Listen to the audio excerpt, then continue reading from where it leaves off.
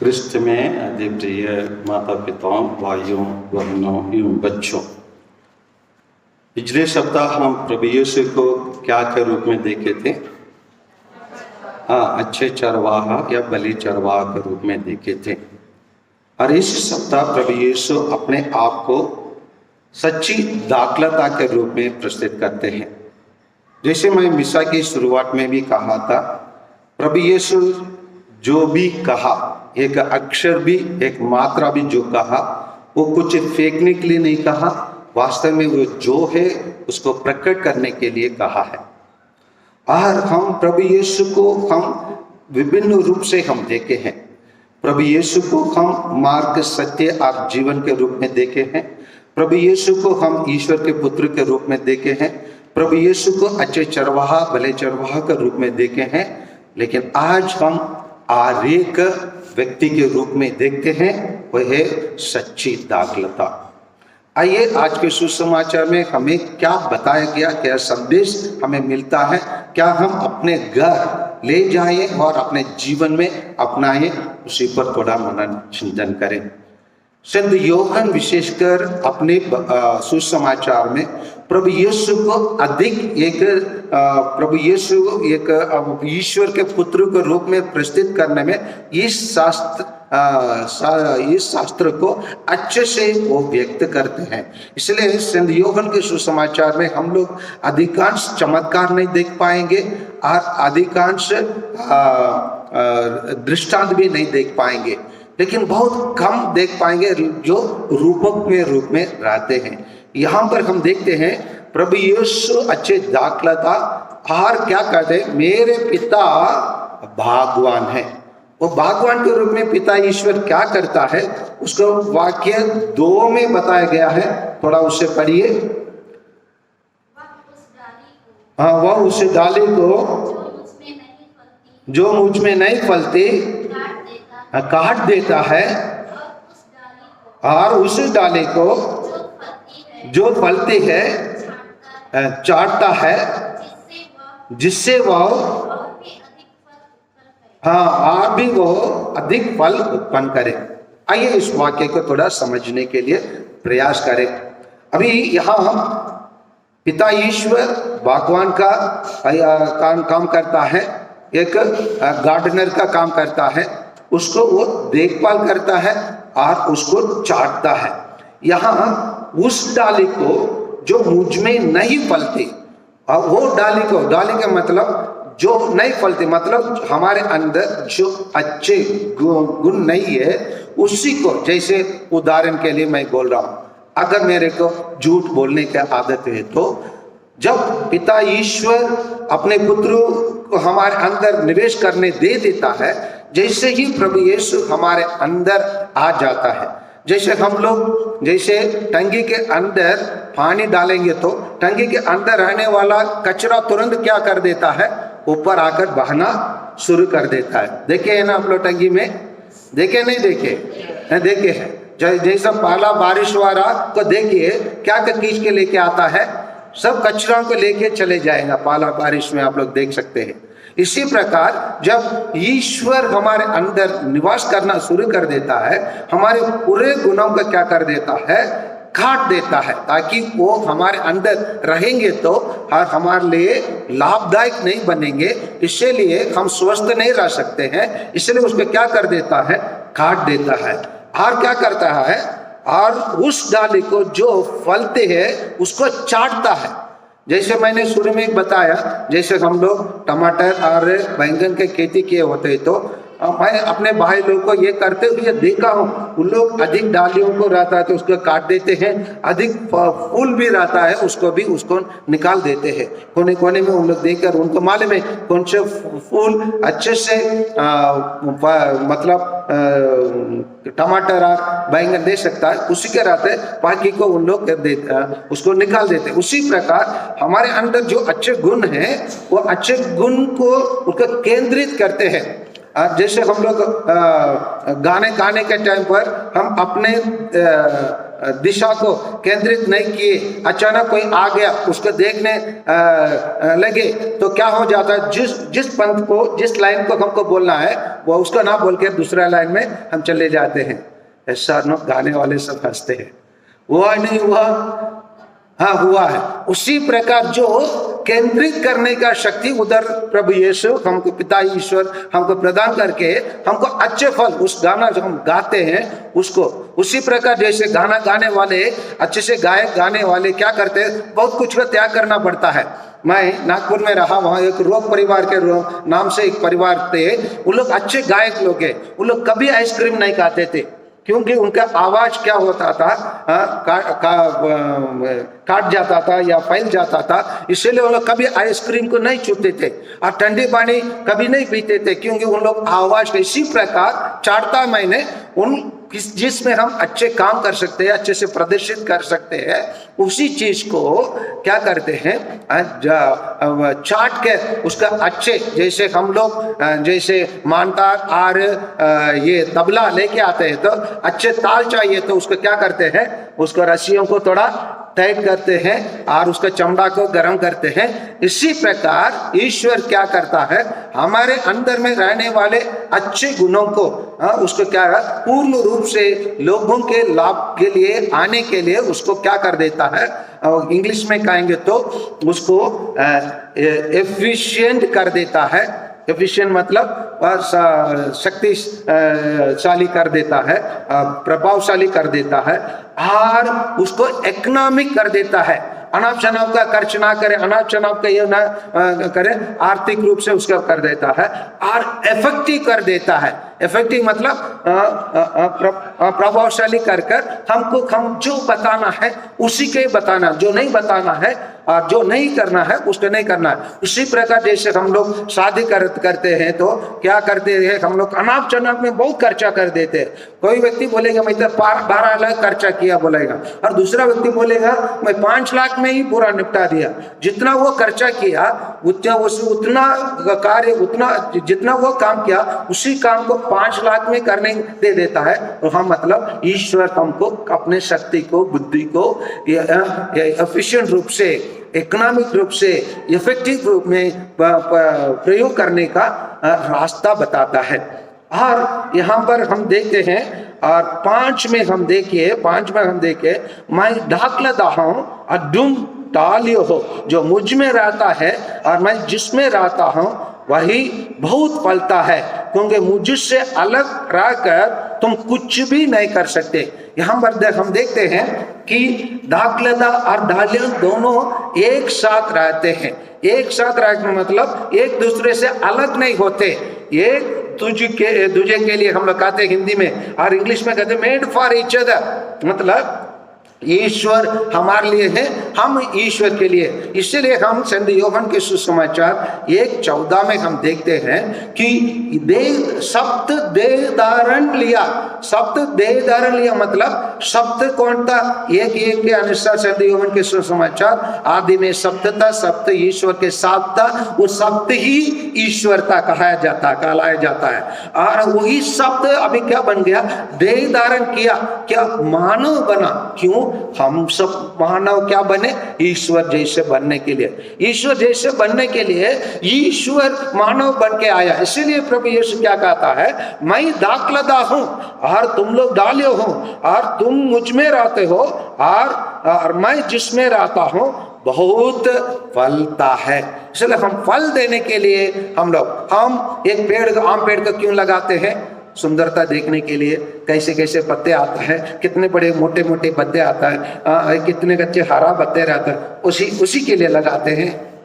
हाँ, क्या के लिए लगाते हैं, हाँ, फल लाने के लिए। इसी प्रकार ईश्वर ने हमें सृष्टि किया है फल लाने के लिए। किस प्रकार के फल, दुनिया के अनुकूल नहीं है, दुनिया के अनुसार नहीं है। हम लोग वही फलों को जो पवित्र आत्मा के वरदान रहता है ना, वो पवित्र आत्मा के वरदान को लाने के लिए, क्योंकि आम का पेड़ कभी नीम का फल नहीं दे सकता है, आम का पेड़ क्या देगा, आम का भी फल देंगे। उसी प्रकार ये कि ईसाई क्या फल ला सकता है, वही पवित्र आत्मा के फल को ही ला सकता है, पवित्र आत्मा के फल और पवित्र आत्मा के वरदान को ला सकता है। इसलिए वो बहुत फलता है, क्योंकि मुझसे अलग रहकर तुम कुछ भी नहीं कर सकते।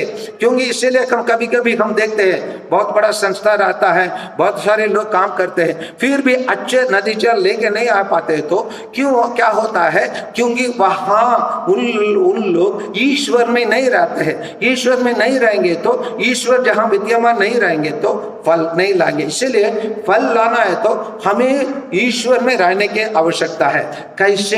इसी चीज को गलातियों का लिखा हुआ पत्र में संत पौलुस अपने बारे में बहुत अच्छे से समझाते हैं। गलातियों का लिखा हुआ पत्र अध्याय 2:20 में वो कहते हैं, 2:20 में सेंट पौलुस कहते हैं कि पाए तो पढ़िए, नहीं तो मैं पढ़ लेता हूँ, पढ़े। मैं जब अब जीवित नहीं रहा, क्योंकि मसीह मुझ में जीवित है। क्या कहता है पौलुस? मैं अब जीवित नहीं रहा, जी रहा हूं मैं, लेकिन ये जीवन मेरा नहीं है, क्योंकि मसीह मुझ में जीवित है। मसीह उसके अंदर जीवित रहने के कारण आज का पहला पाठ प्रेरित चरित्र से लिया गया है। प्रेरित चरित्र में खोलिए, प्रेरित चरित्र, और उसमें हम देखते हैं 27b में हम देखते हैं, हम पौलुस क्या करता है। शाऊल ने मार्ग में प्रभु के दर्शन किए थे और प्रभु ने उससे बात की थी, और यह भी बताया कि शाऊल ने दमिश्क में क्या करता था, निर्भीकता से ईसा का नाम का प्रचार किया था। 28 के भी पढ़िए, 28-29 को। इसके बाद शाऊल यरूशलेम में प्रेरित के साथ आता जाता रहा, और 29 के पढ़िए, और निर्भीकता से ईसा का नाम का प्रचार करता रहा। क्यों ईसा का नाम का प्रचार करता रहा? क्योंकि प्रभु यीशु उसमें विद्यमान थे। विद्यमान होने के कारण वो निर्भीकता से काम करते थे, निर्भीकता से, उसको कोई डर नहीं है, क्योंकि प्रभु यीशु मेरा चरवाहा है, प्रभु यीशु मेरा मार्ग, सत्य और जीवन है, प्रभु यीशु मेरा दाखलता है। इसलिए मैं क्या हूँ, डरने की कोई बात नहीं है, डरने की कोई बात नहीं है। क्यों प्रभु यीशु अपने आप को अच्छे दाखलता के रूप में कहने की क्या आवश्यकता पड़ा? पिछले सप्ताह हम प्रभु यीशु को अच्छे भले चरवाहा का रूप में हम देखे थे। उसी टाइम पर हम देखे थे एसेकिएल के ग्रंथ लीजिए। एसेकिएल के ग्रंथ में अध्याय 14 पद संख्या 8b में हम देखे थे, मेरे चरवाहा ने भेड़ों की परवाह नहीं की, उन्होंने भेड़ों की नहीं अपने ही देखभाल की है, अपने ही देखभाल की है। इसीलिए 11 में क्या कहते हैं, 11 को पढ़ सकते कोई? क्यों? पढ़ो। क्योंकि प्रभु ईश्वर यही कहता है, मैं स्वयं अपने भेड़ों के क्या लूंगा, शुद्ध लूंगा, और उनकी देखभाल करूंगा, और उनके चरवाहा बनूंगा।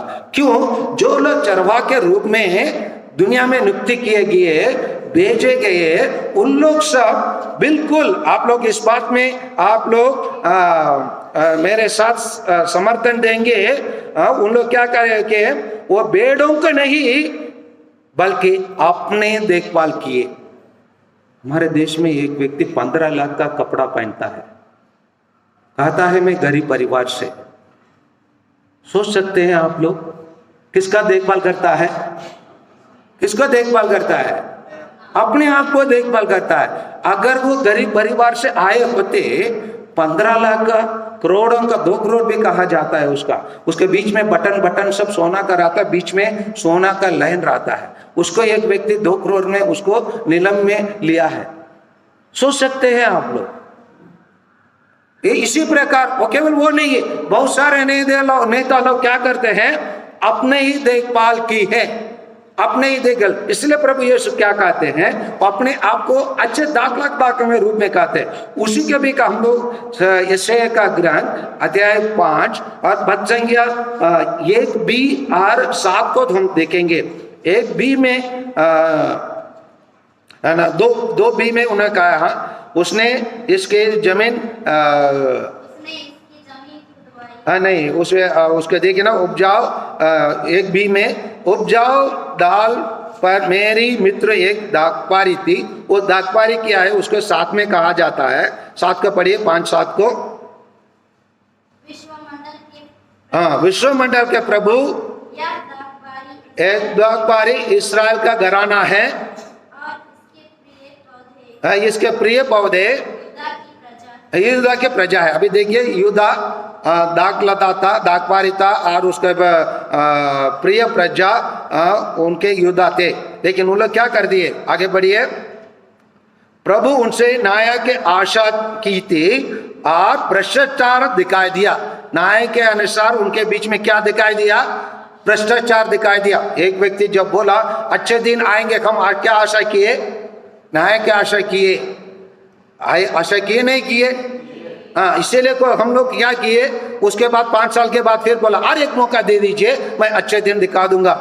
आज तक अच्छा दिन क्या है हम नहीं देख पाए। हर दिन मंगलसूत्र का भी बात हो जाता है, छीनने का बात हो जाता है। हम क्या कर सकते हैं, इसीलिए भ्रष्टाचार दिखाई दिया, वही दिखाई दिया। इलेक्ट्रल बॉन्ड क्या है, इलेक्ट्रल बॉन्ड क्या है, भ्रष्टाचार। आप मेरे को अपना देखिए, हम लोग 5 साल के पहले जो गाड़ियां आप लोग नया खरीदे, क्या गाड़ी आप खरीदे पंडित लाल, वेन्यू, क्या कितना लाख का है, 10.5 लाख का है। 5 साल के पहले वो सब 4 लाख 5 लाख था, 4 लाख 5 लाख था। अभी सब डबल हो गया, महंगाई हो गया। इसीलिए वो कहता है कि भ्रष्टाचार दिखाई देता है, भ्रष्टाचार दिखाई देता है।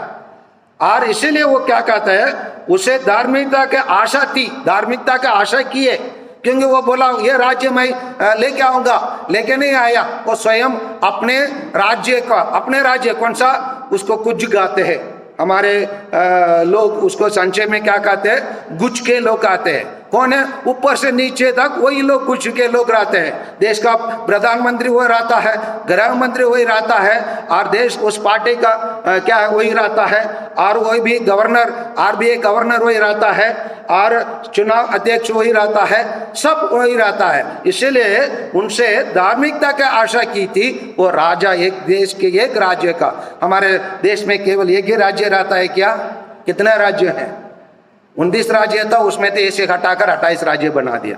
राज्य का बढ़ाने का काम होता है, राम का राज्य का घटाने के काम नहीं होता है। हमारे देश में राज्य का घटाने के काम होकर 29 को 28 बनाया गया, और उसमें एक ही राज्य को महत्व दिया जाता है। और देखिए कितना, एक ईसाई भाई मंत्री है क्या, उसमें मंत्री है क्या, है कोई मुसलमान भाई मंत्री है क्या, कोई, कितना SC ST का कितना है, SC ST OBC से केवल 3 मंत्रियां हैं, 72 मंत्रियां हैं, उसमें केवल 3 मंत्रियां पाया जाता है।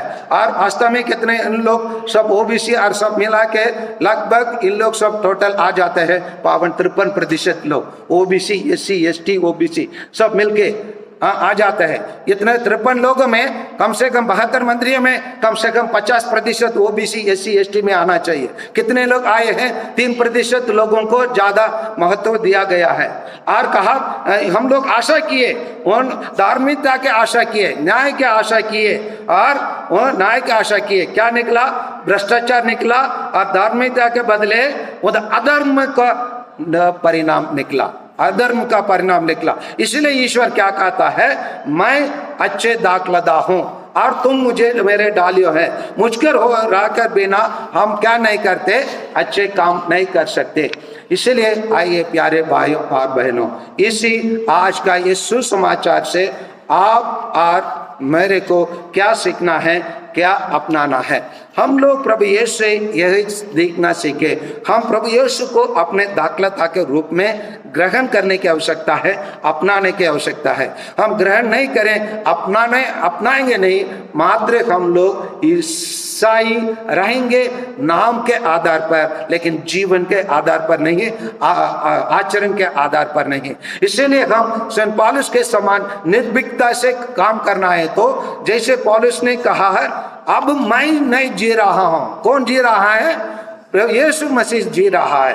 प्रभु यीशु को हम अपने जीवन को जीने के लिए, हम अपने जीवन में हृदय में आइए, हम प्रभु यीशु के लिए हम जगह बनाइए। प्रभु यीशु को हम हमारे अंदर जीने के लिए हम प्रवेश दे और जगह दे, ताकि प्रभु यीशु हमको शासन करे, ताकि हम प्रभु यीशु हम प्रत्येक जन से आशा करते हैं, न्याय का आशा करते हैं और अच्छे कार्य करने के आशा करते हैं। और उसके बिना हम कुछ अच्छे कार्य नहीं कर सकते। हम जो भी करेंगे, अगर कोई भी दूसरा कुछ कार्य करेंगे केवल प्रसिद्ध पाने के लिए, पॉपुलैरिटी पाने के लिए, नाम कमाने के लिए होगा, लेकिन अच्छा ईसाई बनने के लिए, अच्छा ईसाई जीवन जीने के लिए नहीं होंगे। इसलिए हम आज के पाठ को हम गंभीर रूप से ले, हम प्रभु यीशु के साथ, वो हमारे दाखलता है, हम उनको डालियां बने और पिता ईश्वर को हमारे बागवान बना दे, ताकि प्रभु पिता ईश्वर हमारे में जो बुराई है उसको काट के निकालने दे, और हमारे अंदर जो अच्छा है उसको चाट कर उसको सुंदर बना दे, और ताकि हम एक अच्छे और सुंदर जीवन बिता सकें, ताकि हम ईश्वर के बिना हम कुछ अच्छे कार्य नहीं कर सकते हैं और अधिक फल ना ला सकते हैं। और विशेषकर इस चुनाव के माहौल में आइए हम ईश्वर के निकट आइए, ईश्वर से प्रार्थना करें, ताकि जो कुछ हम पिता ईश्वर के नाम से मांगेंगे वो पिता ईश्वर हमें प्रदान करेगा, क्योंकि प्रभु यीशु स्वयं वादा किया है। प्रभु यीशु कोई भी कभी भी अपने वादों को क्या नहीं पूरा ना करने में वो पीछे नहीं हटाएंगे, वो हमेशा वो पूरा ही करेंगे। इसीलिए हम आश्वासन रखें प्रभु यीशु के दाखलता में हम प्रत्येक जन दाखलता प्रभु बन के रहें, ताकि पिता ईश्वर हम सबों का बागवान बन सके। आमीन।